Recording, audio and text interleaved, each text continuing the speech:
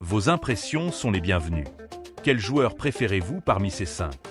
Mettez un pouce bleu et adonnez-vous.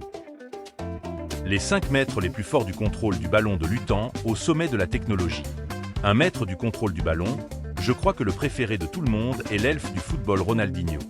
Une passe de style Bullseye, une passe solide, les compétences d'arrêt et de dribble de Xiaoluo sont éblouissantes. Ses méthodes de passe sont insaisissables et il existe de nombreuses façons de tirer au but. Même l'actuel roi du football Messi n'est que l'apprenti du sommet Xiaoluo. En tant que Brésilien, il a joué au football samba à fond, il est le magicien sur le terrain, l'elfe du terrain vert, il a proposé un autre type de beau football. Comme le disent les fans, il peut y avoir beaucoup de rois dans l'histoire du football, mais il n'y aura toujours qu'un seul elfe de football. Après la retraite de Ronaldinho, son compatriote brésilien Neymar lui a pris la main, et ses mouvements sont certainement l'une des choses les plus étonnantes de la planète. Après toutes sortes d'exclamations, tout le monde sera impressionné par les compétences secrètes extraordinaires comme les œuvres d'art sans résistance. Conduire un vélo en croquette de queue de vache, l'arc-en-ciel est exceptionnel. Presque tout ce à quoi vous pouvez penser et des mouvements fantaisistes inimaginables peuvent obtenir une interprétation semblable à celle d'un manuel sur Neymar.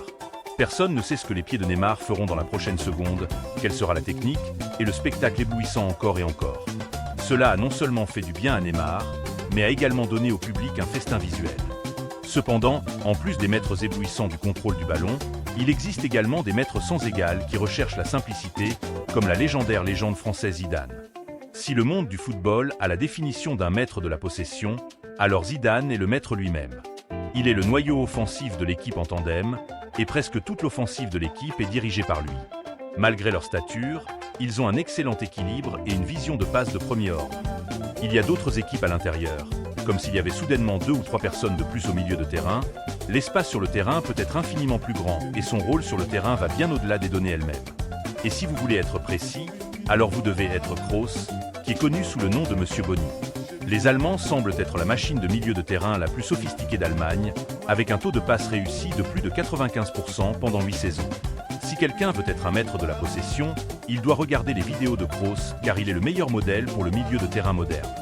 En tant que l'un des noyaux du milieu de terrain du cheval jaune, Kroos n'est pas aussi polyvalent que Modric ou aussi bestial que Casemiro, mais sa possession est toujours organisée.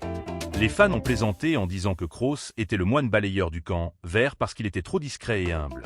Enfin, le vrai roi des supporters, le roi argentin Messi.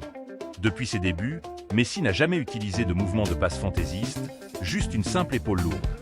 En regardant ce mouvement, je ne sais pas combien de lignes arrière de géants sont passées, et combien de superstars défensifs sont passés. Quelle que soit la vitesse à laquelle